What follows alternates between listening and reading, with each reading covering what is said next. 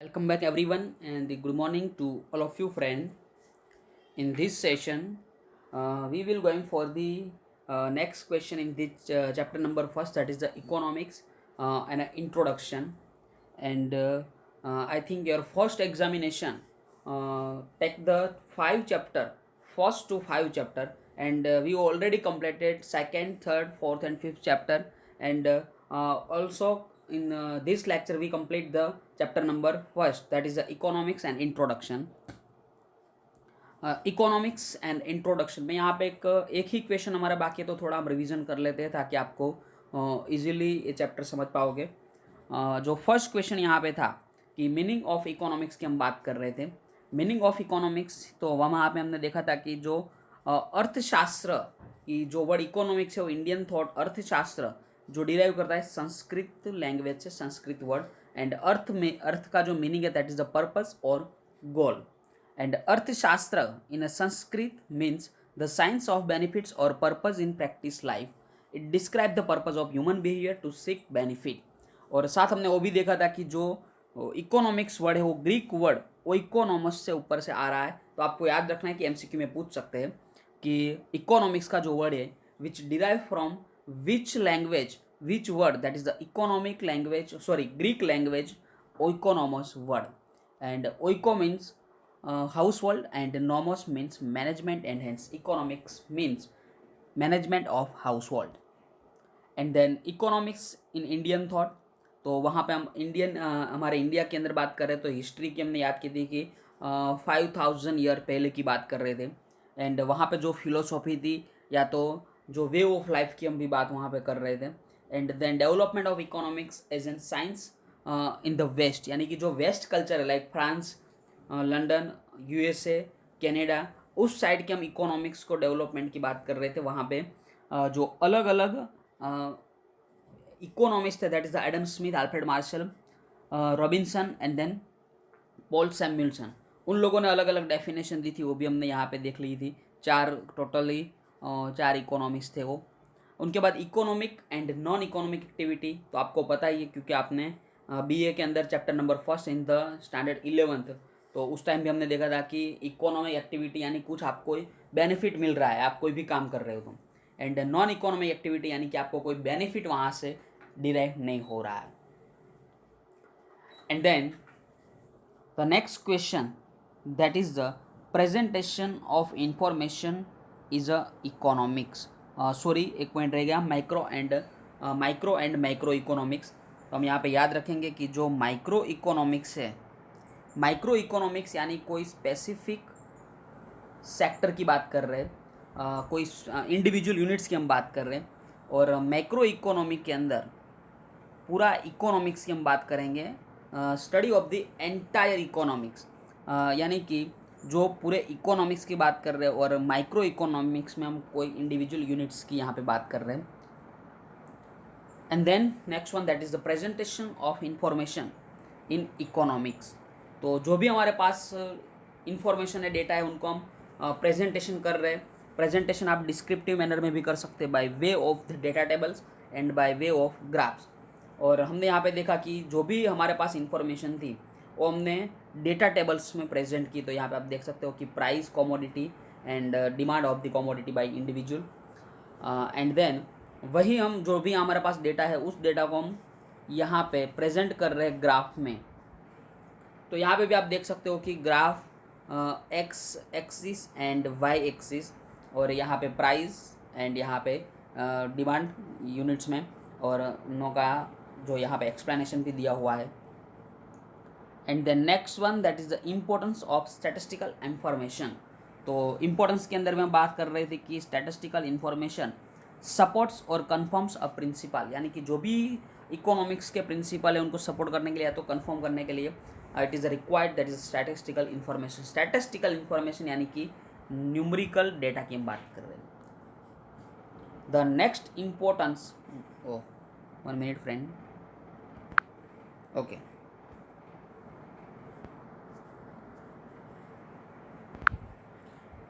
स्टैटिस्टिकल्स information यानी कि जो इन्फॉर्मेशन न्यूमरिकल है उनकी हम बात करें। The next one that is the gives an idea about changing trends of economics.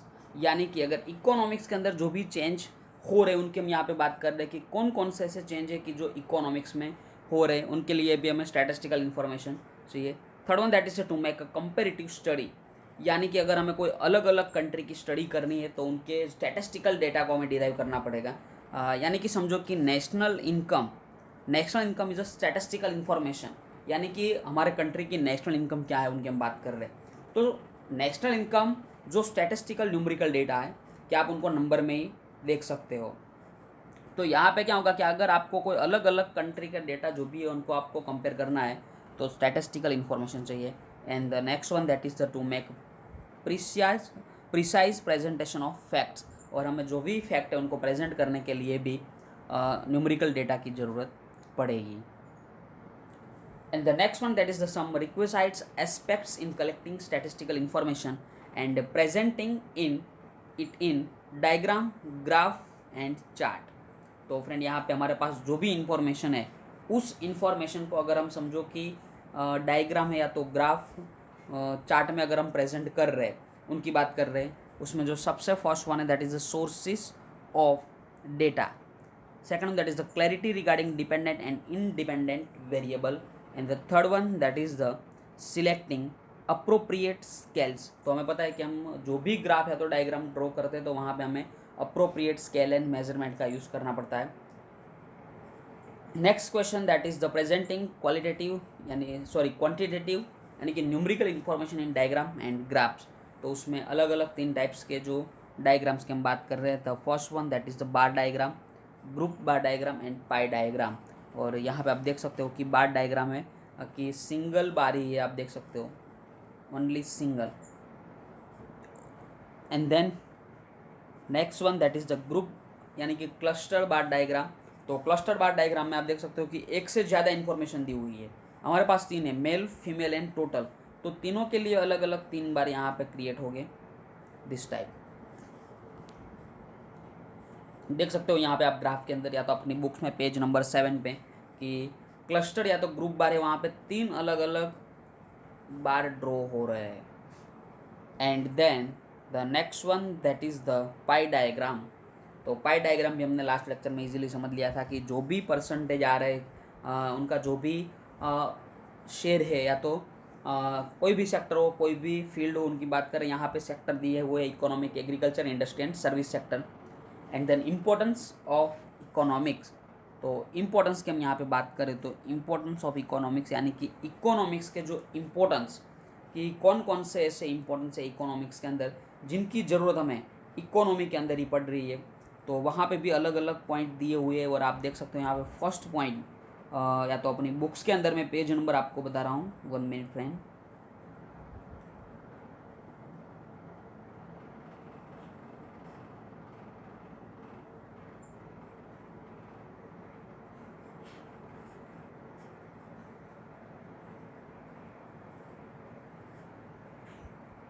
Page number 8, please come on page number 8। और हमारा जो आज का लेक्चर है वो भी हम यहाँ से स्टार्ट कर रहे हैं। एक क्वेश्चन रिमेंस था। The first one importance of economics in the modern world. Almost all goods of human needs have become economic goods owing to increased use and scarcity, and thus all activities of human beings are increasingly becomes economic activity। यानी कि economy के अंदर जो भी activity है वो सभी activity क्या है कि ह्यूमन बीइंग है, और उस एक्टिविटी की हमें जो भी हमें गुड्स की नीड हो रही है, ह्यूमन नीड्स है, तो वहाँ पे इकोनॉमिक्स गुड्स ही हमारी नीड होती है। यानी कि हमें कुछ पैसे प्रोवाइड करके वो गुड्स हमें लेने पड़ते हैं। Hence, the relevance of economics as a philosophy as well as science in increasing human life। यानी कि जो इकोनॉमिक्स रिलेवेंस के जो भी गुड्स है उससे क्या होगा कि हमारी जो फिलोसॉफी और हमारा जो साइंस है वहाँ ह्यूमन लाइफ में क्या हो रहे हैं, इंक्रीजिंग हो रहे हैं। Economics is important to understand behaviour of human being, society and state while managing everyday activities and scientific theories and principles guiding professional decision making। यानी कि अगर हमें कोई भी डिसीजन लेने हैं रिगार्डिंग प्रोफेशनल डिसीजन तो उनके लिए भी हमें इकोनॉमिक्स की ज़रूरत पड़ रही है। लेकिन फ्रेंड यहाँ पे फर्स्ट पैराग्राफ जो इंट्रो का है, अगर आपको याद रहे तो ठीक, ना याद रहे तो कोई बात नहीं, हम यहाँ पे जो अलग अलग अब पॉइंट स्टार्ट हो रहे हैं उनको याद रखने की ट्राई करेंगे। The first one that is the understanding every behaviour, यानी कि इकोनॉमिक्स का यूज़ करके हम जो भी बिहेवियर है उनको अंडरस्टैंड कर पाते हैं। It is useful in understanding everyday behavior of human life, society and state while managing routine task, यानी कि इकोनॉमिक्स का यूज़ करके हम जो भी बिहेवियर है ह्यूमन बींग्स का हो, चाहे सोसाइटी का हो, चाहे स्टेट यानी कि गवर्नमेंट का, उस बिहेवियर को हम रूटीन टास्क मैनेज करके समझ पा सकते हैं। Economics helps in understanding everyday behavior in the following ways. The first one, that is the understanding international events, यानी कि अगर कोई इंटरनेशनल इवेंट्स है तो उस इवेंट्स को भी हम समझ पा सकते हैं। Some international events affect lives of people in several countries like USA, Russia and China, यानी कि अगर हम इंटरनेशनल इवेंट्स को अंडरस्टैंड कर रहे हैं तो उनमें अलग अलग कंट्री के जो भी लोग हैं उन लोगों की लाइफ जो है उनको हम समझ पा सकते हैं। People try to understand the impact of rise in price of crude oil in an international market on their own cost of living, and people also try to understand why some countries are more developed and other are less developed, यानी कि कुछ country जो ज़्यादा develop है और कुछ country जो developing nation है, तो हम यहाँ पे भी अंडरस्टैंड कर सकते हैं कि क्यों ऐसा है कि कुछ कंट्री बहुत आगे है यानी कि डेवलप है और कुछ कंट्री अभी तक डेवलप नहीं हुए हैं। Thus, in modern times, with increasing information available to public owing to continuously improving technology, यानी कि ज़्यादातर जो भी कंट्री है या तो मॉडर्न टाइम में क्या हो रहा है कि जो भी कंट्री है वो कंटिन्यूसली क्या कर रही है, टेक्नोलॉजी में इम्प्रूवमेंट ला रहे हैं। And the scope of economics in every day life is expanding, यानी कि इकोनॉमिक्स में जो भी स्कोप है वो एवरीडे क्या हो रहा है, एक्सपांड हो रहा है, यानी कि आपके फ्यूचर के लिए भी इकोनॉमिक्स इज़ रिक्वायर्ड। अगर आप फ्यूचर में इकोनॉमिक्स के अंदर पीएचडी कर रहे हो या तो कोई अच्छी कॉलेज से आप इकोनॉमिक्स में बाहर आ रहे हो मास्टर करके, तो आपका स्कोप वहाँ पे बढ़ जाता है। Next one that is the understanding historical events. Knowledge of economics helps to understand historical events better, यानी कि जो पहले के टाइम में यानी कि may be more than 5000 year कि हमने देखा कि हिस्ट्री के अंदर तो जो भी उस टाइम इवेंट्स हो रही थी हिस्टोरिकल इवेंट्स, उनको हम अंडरस्टैंड कर सकते हैं। Economics helps to understand better the reasons behind wars, the entry of East India Company in India for trade and the resultant British Raj and India's revolt against goods made in England during the British rule and labor movement, यानी कि friend जब India के अंदर British company या तो east India company की entry हुई तो उन लोगों ने यहाँ पे सबसे पहले ट्रेडिंग स्टार्ट किया था एंड रिजल्ट उनका क्या है, ब्रिटिश राज, यानी कि वो लोग बिजनेस करने के लिए आए थे, ट्रेड करने के लिए आए थे, वो लोग रूल करने के लिए नहीं आए थे, ब्रिटिश राज करने के लिए नहीं आए थे। लेकिन हुआ क्या कि पहले ट्रेड किया और बाद में उन लोगों की यहाँ पे गवर्नमेंट बन गई एंड उनके बाद क्या हुआ कि इंडिया में जो ब्रिटिश रूल आया तो उनसे जो भी गुड्स बन रहे थे वो इंग्लैंड में वो लोग बना रहे हैं, made in England, and export कहाँ पे कर रहे थे, इंडिया में। और इंडिया के जो गुड्स थे वो सेलिंग नहीं हो रहे थे क्योंकि वहाँ पे टैक्स ज़्यादा था और जो गुड्स इंग्लैंड में बन रहे थे उस गुड्स के ऊपर टैक्स उन लोगों ने कम रखा, तो उनसे इंग्लैंड की जो प्रोडक्ट थी वो हमें कम प्राइस में मिल रही थी, तो लोगों ने इंडिया का जो प्रोडक्ट था, इंडिया में जो बन रही थी प्रोडक्ट, उनकी डिमांड नहीं करते क्योंकि जो सस्ती प्रोडक्ट मिल रही है that is the made in England, तो वो प्रोडक्ट ही ज़्यादातर लोग परचेस कर रहे हैं। तो आज के टाइम में भी आप देख सकते हो कि चाइना, और चाइना भी की बात हम करें तो चाइना की जो भी क्वालिटी में हमें गुड्स मिल रहे हैं वही क्वालिटी में अगर हम और कोई इंडियन कंपनी या तो कोई बाहर अदर देन चाइना उस कंट्री के अंदर हम देखने जाए तो उस प्रोडक्ट को हमें ज़्यादा प्राइस देनी पड़ती है, इसीलिए ज़्यादातर लोग कौन सी प्रोडक्ट पढ़ते हैं, मेड इन चाइना को परचेस करते हैं। And the next one that is the economic importance. देखो यहाँ पे फ्रेंड कि जो फर्स्ट पॉइंट था अंडरस्टैंडिंग एवरीडे बिहेवियर, तो उनके अंदर जो फर्स्ट था अंडरस्टैंडिंग एवरीडे बिहेवियर, उनके बाद जो सेकंड मेनली पॉइंट था that is the understanding historical, sorry 1 minute friend, economic importance की बात कर रहे थे। एंड जो थर्ड वन है यहाँ पे, that is the professional decision making. आप देख सकते हो अपनी बुक्स के अंदर पेज नंबर 9 के ऊपर सबसे ऊपर प्रोफेशनल डिसीजन मेकिंग। तो मेनली यहाँ पे हमें 3 कंसेप्ट दिए हुए, understanding everyday behaviour, economic importance and professional decision making.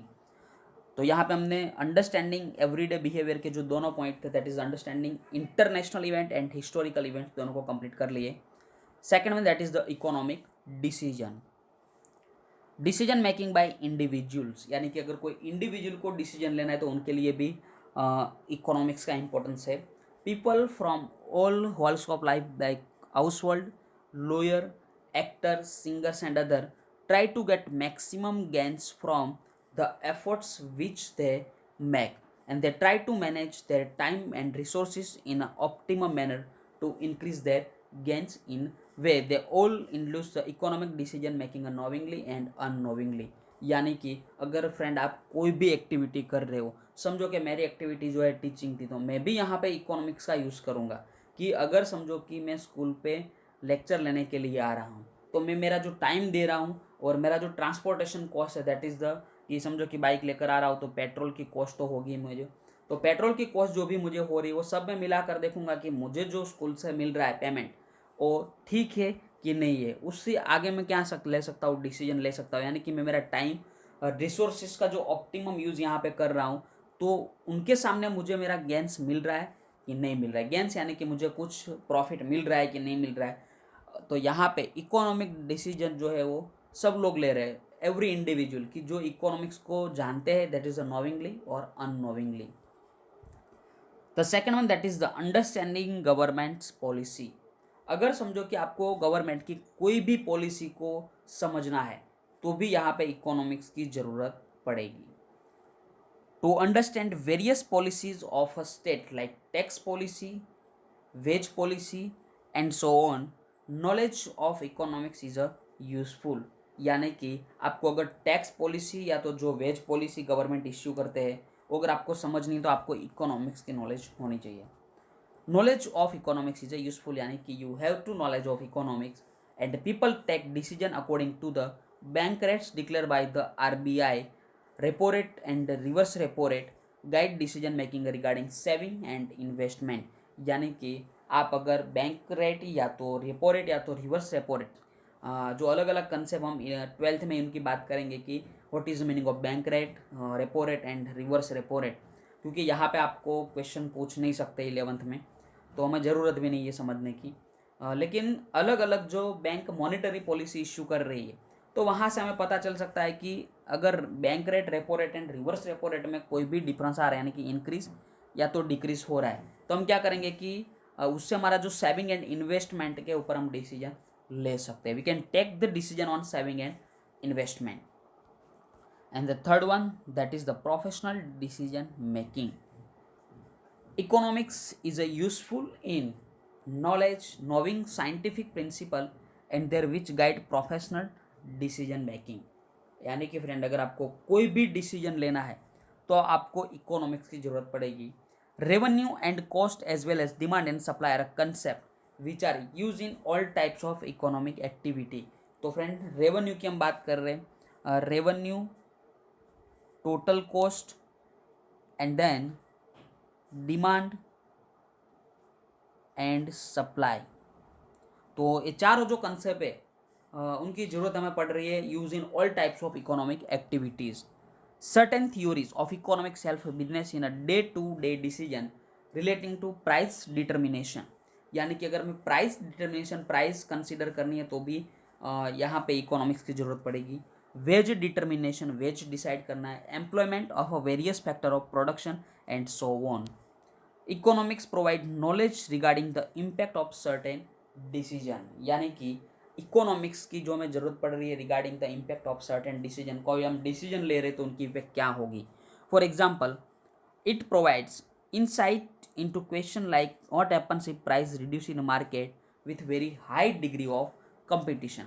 Economics is a science which provides insight for day to day decision making, and all human beings play a role as a consumer, producer and labor from time to time in a life। यानी कि जो भी human being है, every human being is a play role as a consumer, यानी कि आप कोई तो प्रोडक्ट परचेस करते ही होगे। प्रोड्यूसर यानी कि प्रोडक्शन करना, एंड लेबर यानी कि लेबर वर्क करना, मजदूरी करना। Economics helps them to take a rational decision for maximizing gains from by minimizing cost, यानी कि cost को कम करके मैक्सिमम प्रॉफिट कमाना, दैट इज़ द इकोनॉमिक्स। यानी कि इकोनॉमिक्स का यूज़ करके ही हम यहाँ पे देख सकते हैं कि कोई भी डिसीजन ले रहे तो हमें वहाँ से पता चलेगा कि हमारी कॉस्ट क्या हो सकती है मिनिमम, एंड हम मैक्सिमम प्रॉफिट यहाँ से कमा सकते हैं। तो फ्रेंड यहाँ पे हमें जो फर्स्ट चैप्टर आपका इंट्रोडक्शन जो कंप्लीट कर लिया, एंड सेकंड चैप्टर की सेकंड चैप्टर में भी हमें पता है कि जो अलग अलग कंसेप्ट वहाँ पे दिए हुए थे, और सबसे पहले हमने सेकंड चैप्टर ही स्टार्ट किया हुआ था, that is the fundamental concept and terminology. जो भी चैप्टर थोड़ा डिफ़िकल्ट है, लेकिन you have to try to understand the whole chapter, that is the fundamental concept and technology. और आपके पास इस टाइम एक अपॉर्चुनिटी भी है कि अगर आप कोई भी टॉपिक को रीड कर रहे हो और समझो कि डिफ़िकल्टी क्रिएट हुई उस पॉइंट के अंदर, तो आपके पास इस लेक्चर अवेलेबल ही है यूट्यूब के ऊपर। तो आप डायरेक्टली यूट्यूब के ऊपर जाकर इस लेक्चर को देखकर उस डिफ़िकल्ट पॉइंट को सॉल्व कर सकते हो। The third chapter and fourth, that is the demand and supply. जो दोनों चैप्टर एक दूसरे के साथ कनेक्टेड ही है, लेकिन डिमांड का जो प्राइस के साथ रिलेशनशिप है वो नेगेटिव था, एंड सप्लाई का जो relationship that is the positive. और दोनों चैप्टर इजी है, और मैंने आपको इजीली समझाने की भी यहाँ पे कोशिश की। And the last one that is the fifth chapter, that is the cost of production and concept of revenue. तो concept of revenue and cost of production is also very easy chapter के अलग अलग type की cost के बारे में हमने बात की, that is the total cost, average cost, total cost, variable fix cost, average variable, average fixed, average total, and marginal cost. अलग अलग 7 कॉस्ट थी, 7 टाइप्स ऑफ कॉस्ट की। सभी कॉस्ट का कंसेप्ट हमने कंप्लीट किया था इन द फिफ्थ चैप्टर। तो यहाँ पे जो आज का लेक्चर है हम यहाँ पे रख रहे हैं, and wish you all the best friend, कि एग्ज़ाम में आपका परफॉर्मेंस अच्छा हो। एंड आई नो कि आपको एग्ज़ाम घर पे बैठे ही देनी है, लेकिन ट्राई करना कि कोई भी स्टूडेंट साथ में बुक्स लेकर ना बैठे, क्योंकि लास्ट में जब एग्जामिनेशन आने ही वाली है कि जब गवर्नमेंट परमिशन दे देंगे तो आपको स्कूल पे आना है लास्ट एग्ज़ाम तक, तो यानी कि 2021 की बात कर रहा हूँ। तो उस टाइम आपको डिफ़िकल्टी क्रिएट हो सकती है जब आप बिना बुक्स के एग्ज़ाम देने बैठोगे। लेकिन अभी आप घर से एग्ज़ाम दे रहे हो, तो please can't use the books and give exam in your best way. Thank you to all of you and take care, bye bye.